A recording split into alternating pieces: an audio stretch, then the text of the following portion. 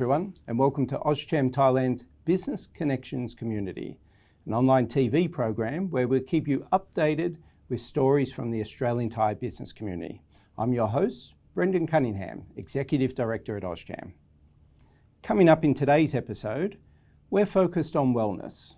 We're looking at the air you breathe in your buildings. We're talking about mental wellness awareness and life-saving down on the beautiful island Phuket. Stay with us.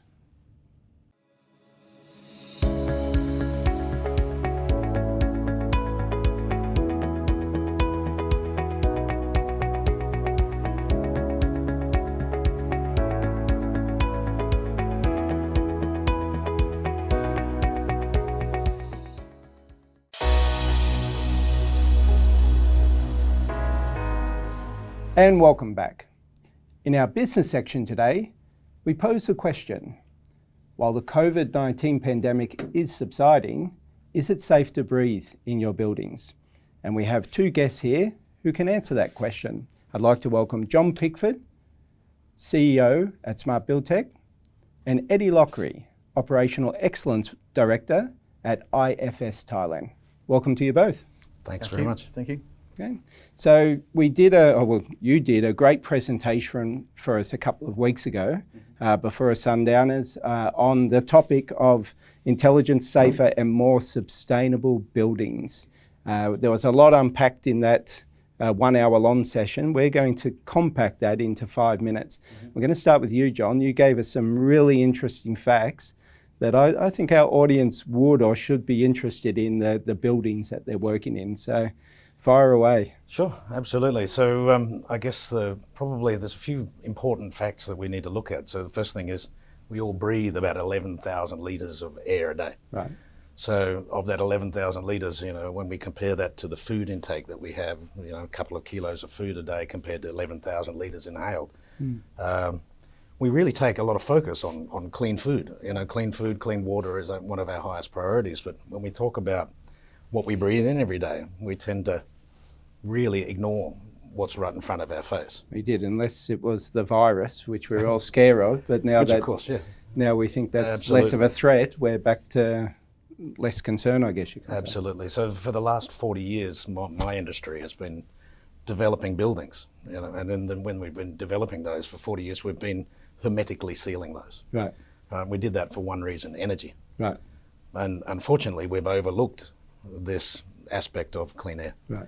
So we really had our wake-up call with COVID. Yes. So COVID really forced us to have a look back at our own industry and say, what have we been doing wrong? Right. Because we created these little microcosms inside our buildings, and we've been ignoring that for some time. And then when we complicate that with other factors around energy, again with facility management, we end up with this dangerous cycle that we can continue to turn down our fresh air, we continue to turn down the systems that protect us, and we end up with this terrible environment inside our building. So most of us are completely unaware, because when we look outside and see pollution, or we really understand we're safe inside. Yeah, we think we're safe, but in actuality, according to EPA in the US, it's about 5 times worse inside than it is outside. So, and without going into the actual building names, but you do have some research and data that says, so just pick building A, building B, what the numbers should be and what they actually are. Sure, no, invariably what we find today is real issues with CO2. So especially with the older buildings, and most of our multinational customers, when we go in and do an audit, they're kind of very surprised straight away when they find out that CO2, now CO2 we think of as global warming perhaps, but CO2 inside a building has a very real effect on us. So when we look at a CO2 level that creeps over 1,000 parts per million, that we're actually looking at reduction of cognitive ability. Right. So that would be the first thing. We're actually slowing down our staff, and then we've had some of the multinational designers, in fact one of the members of the chamber, which I won't mention of course, but they've got a substantial issue. In fact, they may indeed move out of their facility because they haven't been able to get the resolution of that from their building owner. So that is costing them. They're well up over. They're at 1,600 to 1,800. Wow. So they're about 3 times where they need to be. So as you did a couple of weeks ago in the presentation, I'm sitting there thinking I should be throwing the mask away, but I should be keeping it on there. Yeah, indeed, because CO2 is a representative of the fact that we've turned down ventilation. Right. So when we turn down ventilation, it immediately has an effect on energy. Right. But it also has an effect on us. So when we turn that down, we start feeling a little bit more uncomfortable. We feel drowsy in meetings. We feel drowsy at work. We lose our productivity. But the flow-on effect is that the COVID virus, or any virus for that matter, inside the facility continues to circulate a lot longer because there's no way for it to get out. Right. Ventilation is put into a building so that we can actually reduce its concentration or remove it from the facility. Right. It doesn't absolutely work, clearly. Even the most developed countries in the world that have good facility management rules and regulations have had issues. But here in Thailand, where there's very little, in fact, there's no regulation around facility management, we end up with a situation where we have very dangerous environments. And I would say 95% of the buildings we've ordered fall into that category. Wow. So if I'm back home at my place in Tasmania, the simple answer is just open the window. Absolutely. It's not as easy here in a big city like Bangkok or big metropolitans across all over Thailand. So let's look at solutions, and can we bring Eddie into the conversation here? How do we deal with this? Well, I think the biggest aspect from a facilities management point of view is that we can do everything we possibly can to maintain air conditioning units as part of our role as doing that maintenance, that O&M maintenance. We can make sure that all of the premises and the facilities are very, very clean, sanitized, especially with the COVID-19 virus. But we can't do everything. We're not the silver bullet. We have always gaps in our services. And for me, one of the biggest things is for companies to partner with people that can fill those gaps. Right. And that's the biggest benefit we have of working with Smart Build Tech, Right. with some of the solutions that they have, and also with their thinking of energy saving at the same time. So again, we're not just focusing on one issue. We're actually looking at a bigger picture, looking at the complete problem and finding a complete solution. Absolutely. Rather than just firefight one part of it and then walk away and say thank you very much. So I guess the biggest takeaway from me is to make sure that any facility, when you're looking after that facility, make sure you've got the right partners with you that can assist you to give the customer the full solution. And it is something that can be fixed. We're not only looking at new buildings doing it properly in the future, it is something that can be fixed. Absolutely. Now. Yeah. Absolutely. We've got some good examples of just that, where facilities are actually being unused simply because of simple things. And we've managed to put in, and I'll say this, a partial solution to make sure those facilities can be used. However, in the longer term, there's always more that needs to be done for these facilities to make sure it's again a whole solution. Absolutely. Okay. Absolutely. I think because of the virus, well, we did have pollution problems prior to COVID-19 in Thailand, especially Bangkok, and COVID virus has just escalated our thinking around that more. So I'm sure our viewers are interested to learn more about this. What's next? How do they contact you? What are the next steps if people do want to take the next steps? I think the first thing is be aware, right? So be aware of the conditions that you've got in your office. So we've got teams that can come out and actually look through the facility, have a look at even for people renting, I mean, because that's where we see a lot of people saying, well, look, I only rent the facility, so the air quality is what the building owner gives us. But we negotiate a lot with building owners on behalf of major tenants. So we come out and we actually go do an audit on the site. So we'll look through and see what's working, what's not working, really look at the fundamental numbers, and then we set down a plan together and say this is how we need to proceed to bring them back to safety. So, I mean, it could be issues of humidity, temperature, it could be CO2, it could be some of the other parameters, particulate matter, of course, PM is what we call it, particulate matter, odours. A big problem with a lot of buildings as well. So all of these things that we associate with comfort but also on safety, we come through and have a look at all of that for them.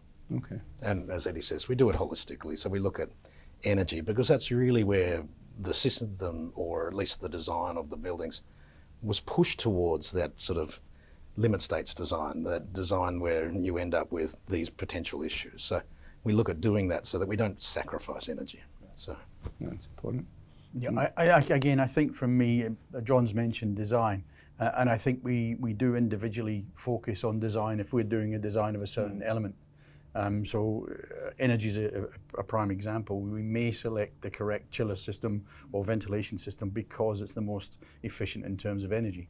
But is it the most efficient in terms of providing clean, humidified, cold air? And that's the most important thing. It's again holistic looking at it and saying, well, let's look at a solution that does all of these things. I think also, if I can add one more thing, I suppose, in that we sit in a country now that is predominantly a tourism-based country. Right? I mean, despite all of our businesses, but tourism is a great driver of the economy, and it has been suffering for the last few years, obviously, with COVID. One of the flow-on effects, and strangely enough, is that all of these hotels have been shut down. So for the last 2 years, they've been dormant. And in hot, humid environments, you can imagine that the issue when we open the doors again is mold. If you can get the door open. Right. In some cases, we found we can't even open the hotel room doors. And again, this goes back to a whole solution. In a particular instance, it was simply an odour removal. How can we get rid of this mold and get rid of this odour? Right.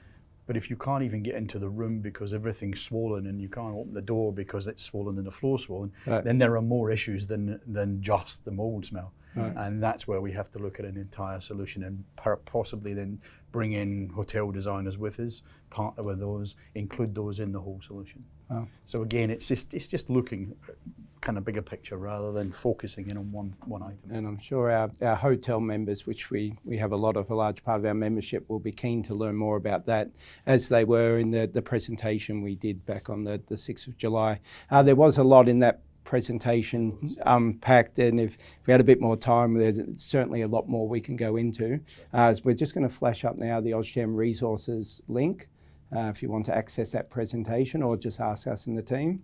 And followed by that, we're putting up the Smart Build Tech and IFS websites as well. If you'd like to contact John already, go through those websites, or you can come straight to the AustCham office as well. So, gentlemen, thank you very much for joining us. Very interesting, and certainly something very important for all of our members to know. Thank you. Absolutely. Thank you. Thank you. Okay. Coming up next, our connection section, and we're focusing on mental wellness. Stay with us.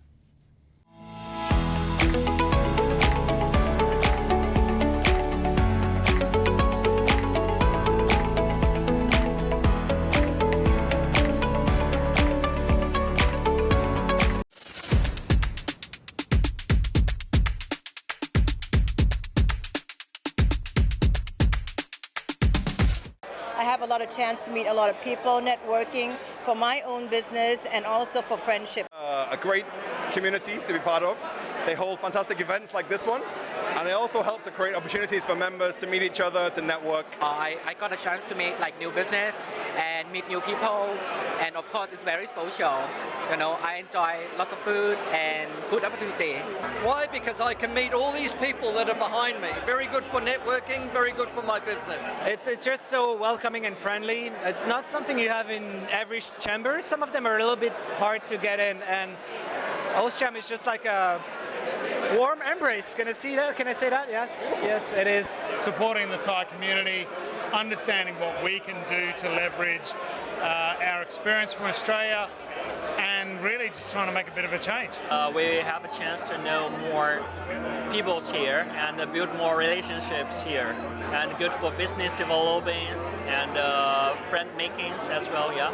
It's just really a great networking event, or not just event, but a community where we get to meet colleagues and friends as well. It's one of the most amazing chamber in Thailand, so even me as a German, I'm happy to be also a member here. When you come to the AustCham, you always meet different people, along with very good friends that you meet all the time.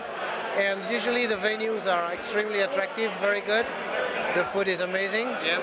And business-wise, it's quite good. We think we have a lot of advantage from being a member of AustCham.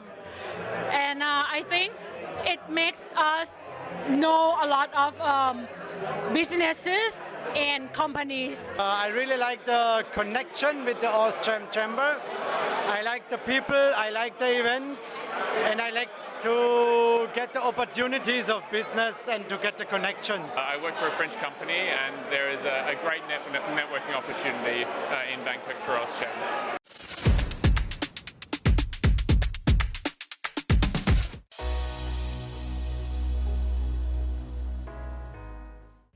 Welcome back. In our connection section today, we're looking at mental wellness, a global workplace priority. And I'm joined by my neighbour, Anthony Jude Tan, Group Managing Director at AJT Wellity. Anthony, how are you? Good afternoon, Brendan. It's always good to be a neighbour, and we're just sitting next to each other. We are. So Anthony and I share the same office down at Glowfish Sarton. We catch up quite a lot, which is great, but it's good to have you on AustCham TV here today. Thank you. I'm very much honoured to be here. So I know what you do quite well, but just for our audience, a quick snapshot of what you are. AJT Wellity has been in the business for 9 years. I've been in the healthcare business for 16. We provide a full one-stop service in terms of concept designing on the platform of medical wellness, looking at one who wants to really start a business, putting medical and wellness into a real estate, or within a hospital, or within a resort. So that's where we bring in our Wellity, which is wellness for hospitality, or wellness and reality. So that's what we do. So we have a very unique brand in terms of AJT Wellity because of my uniqueness of being in the wellness industry for 26 years and 16 years in the hospital. So that's where this two hybrid concept designing takes place. Nice one. And I really like both terms, wellness and hospitality and wellness reality. Let's focus on the wellness and reality part for now, because one of the things we often talk about is mental wellness. Yes, that's right. And we say we're coming out of COVID, and we are, but there's still a very big mental wellness issue. The mental wellness is still an ongoing thing, even back to the previous many ancient years ago, I would say. It's just that it's been taken into more attention during the COVID situation. But now since COVID is gone, it is still there. And why it's still there? Because mental wellness is basically brought into our circle of life through stress. So when stress takes place, it basically takes part and deteriorate our lifestyle. And what we don't want a person to go into is to a burnout stage. So when we get burnout, basically we get dismantled. We have a collapse in our mental health and our physical health. So mental wellness, it is a big key component today in the wellness industry, as many people and many institutions and organizations, hospital and education are all taking this at the forefront, even right up to a corporate office, because we don't want to basically put our stuff into a stress motion. No, we don't. Yeah, and especially now, even people who are working from home on a Zoom and so ever, they are also on stress. Because coming back to the open market now, to the reality, they are not knowing what to do, as they have not been doing for the past 2 years. So stress has been a big ticket in our daily life. It certainly has. It's been a big ticket. As we discuss, I can let you and the other members know that a lot of people are speaking to me about this same topic. They know that the stress of just life in general is still there, and then of course the workplace. So that's right. I think we both agree that the important thing is that awareness, that we need to keep talking about it and looking for ways to manage the mental wellness of our employees. I think it's very, very important to me because in my job, what I'm doing now as a passion of my love is guiding people to the right path of a lifestyle. So lifestyle is no longer just eating healthy, sleeping healthy, but being mindful. We got to be mindful of what we do, what we speak, in everything, almost everything. You know? And one of your products that you offer, which really focuses on that, iRetreat. The resort and the seminars and session you offer, they're fascinating. Can you tell our Yes, audience we are very focused because part of AJT Wellity, one of our product, which is the iRetreat. iRetreat stands for inner retreat, inner happiness. So what we do is we do a retreat program that we cater to entrepreneurs, individual, corporate, family, bonding, and also for mastery in athletes. Right. Athletes is a big thing because everything that in this cluster that I just mentioned, it's all triggered to one word, mindfulness. And we do a retreat program that goes within a 5 days, 4 days, or even a 3 days program. And in that program, it's not only about meditation, but the meditation are guided meditation. Guided meditation by teaching you that meditation of today is not the old, essential, traditional way of folding your legs, sitting on the floor. No. It's basically being mindful as long you are being able to clear your mind. It's guided in English, and we have the well-being part of it. We have movement, we have Pilates, we have Qigong, eating healthy, knowing what as a mind good food for you to be in that retreat. So in this retreat, we are located in few spots. We are in Pak Tong Chai at Korat. We are opening a new one at Phang Na, at basically very close to Krabi. It's Koh Yao Noi, 8 villas, and we are very unique. We are small. We consist of 8 villas and 6 villas, but we are opening the bigger version in the next 1.5 years in Pattaya, which is more for 50 keys, and Koh Yao Noi another additional 36 keys. Wow. So, and another one in the forest, which is reality. Yes. Really grounding in reality, feeling the nature of it. It's definitely a good way to move from a business sense as well, because we're discussing the awareness. Yes. And as I mentioned, a lot of our other members are as well. So the more we have these conversations, we hope that employers, individuals, families really keep this focus going. So in terms of wellness, these are specific for the iRetreat, but most of what you do blends in the mental wellness access, right? We do. Because in all this exercise that we do in a concept development, when we develop a concept for a senior home, mindfulness and wellness is always put into the consideration as the first priority. It's not only wellness, but we look at the environment. Environment wellness is another big ticket. Because wellness environment, we want to make sure that the quality of air is correct. That will affect the sleep if it's not wrong. Right? So quality of air, make sure there's good removing of strong antioxidant. We're looking at basically the light, the circadian lighting. So we look at all aspects of the environment business when we talk about wellness. So wellness is a very wide word, but when you come into the real actual thing, there's always a medical in front of it, because there must be a pre and a post diagnostic. Right. Yeah. Good. And as we saw in our previous section with Smart Build Tech and IFS, also focused on the clean air, you could see the continuing theme of the importance of us breathing that good air. So for next steps, if anyone's interested in learning more about iRetreat wellness programs in general, we're putting up the website now for AJT Wellity, or you can contact Anthony direct, or if you're coming to see me at Glowfish, I'd be happy to introduce you to my neighbour in the office. Anthony, thanks so much. It is a very important topic. We want to keep it going and keep everyone mindful of their mental wellness. Thank you. Thank you very much, Brendan. Thank you so much. Thank you. Be mindful. Coming up next, our community section, and we're still on the focus of health. We're doing Lifesaving in Phuket. Stay with us.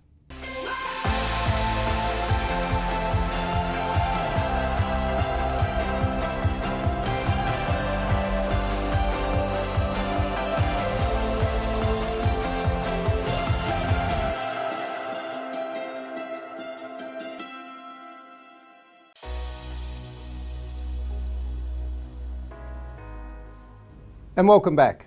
In our community section today, we continue with the wellness theme, and in particular, life-saving, saving lives down in Phuket. I'd like to introduce my guest, Jayne McDougall from Phuket's Hotel Association. How are you? Hello, Brendan. I'm good, thanks, and thank you for inviting me to join you today.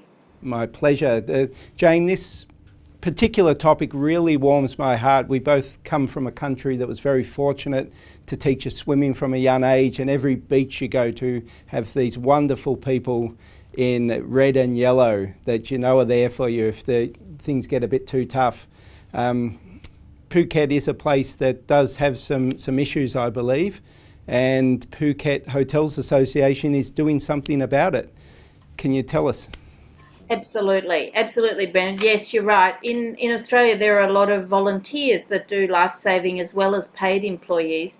It's not quite the same over here because the incidence of drowning is very high all around the world, and because on the 25th of July it's World Drowning Prevention Day, we're hosting together with the Australian Consul General in Phuket.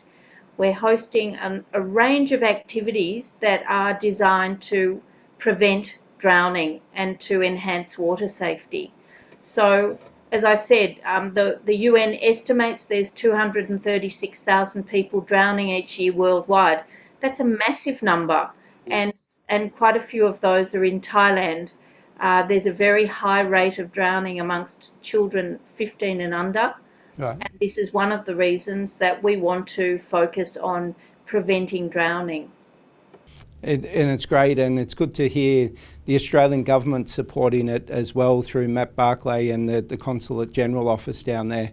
As Australians, like I said, we do pride ourselves on being very good swimmers, being an island like Phuket is. When we spoke before, you mentioned there was some more business-related motivation behind it as well, particularly within the hotels. Absolutely, Brendan. What we've noticed since the advent of COVID, like in many, many other areas of business, there's an acute skill drain.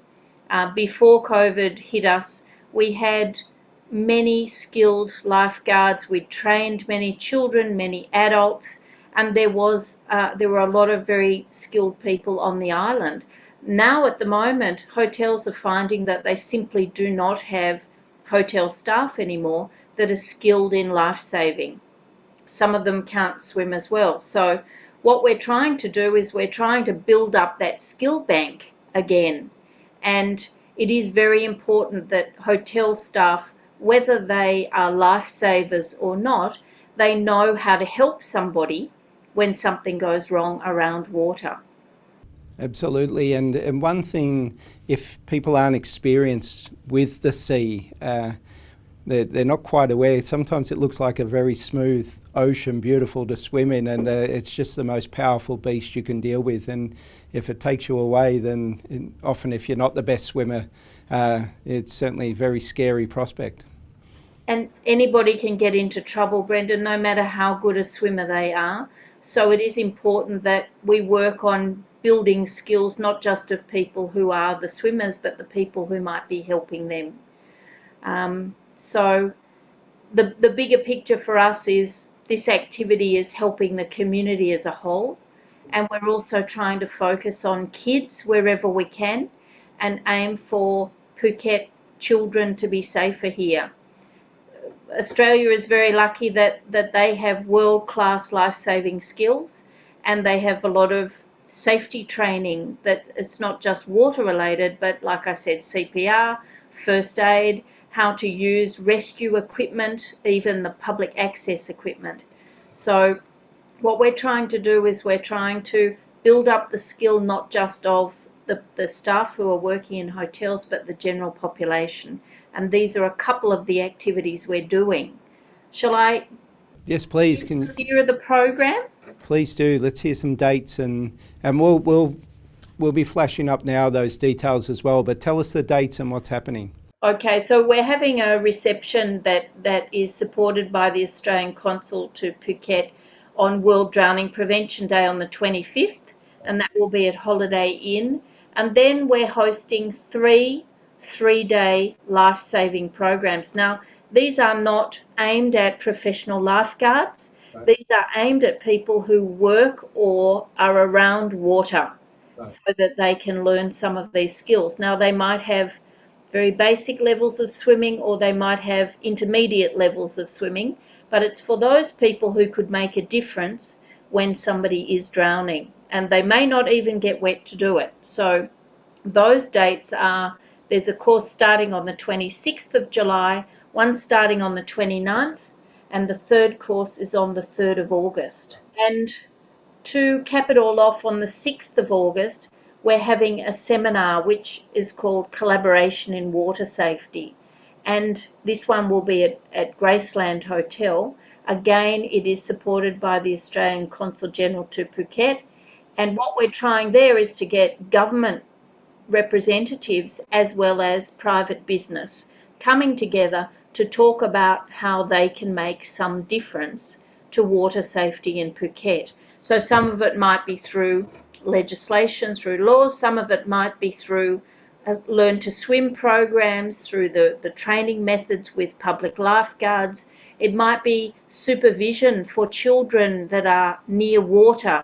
It might be something to do with boat regulations, or it might be to do even with controlling access to water, because we have a lot of swimming pools, we have seas, beaches where anybody can access at any time. And this is one of the things that we need to be thinking about when we're trying to prevent drowning, because basically we believe that anyone can drown, and this is another slogan of the UN, anyone can drown, no one should. So this whole program is to help people find one way that they can make a difference and prevent drowning. That's wonderful, Jayne. And what's very pleasing to hear, that the programs sound very interesting, and it's very pleasing to hear that this is just restarting the conversation. As you mentioned, PHA has been doing work before in teaching people to swim and making competent lifesavers. COVID shut that down, but it's restarting both the training and the conversation to prevent drowning. Yes, well, I think in the past there were more staff and it was much easier to do this. Now with very limited staff, it is really going back to the beginning again. Mm-hmm. That's great, and congratulations to you and Phuket Hotels Association on this. PHA does so many wonderful initiatives, and this is just another great example of the work that you guys do. Thank you, Brendan. We believe in collaboration, and that's where we're strong. So thanks for joining us and for giving us support as well. Thank you. And I won't be able to make it to these next round of life-saving training, but I'm hoping in the future when you hold it that I can, because it's essential skills for everyone. Well, we're hoping this is the first of many, Brendan, so you'd be more than welcome. Great. Thanks, Jayne. I'll see you next time I'm down on your beautiful island. Thank you, Brendan. Nice to talk to you today. Bye. Great. Life-saving in Phuket, very important, and keep an eye out for more information on that. That's it for today's program. Thanks for joining us, and see you next time.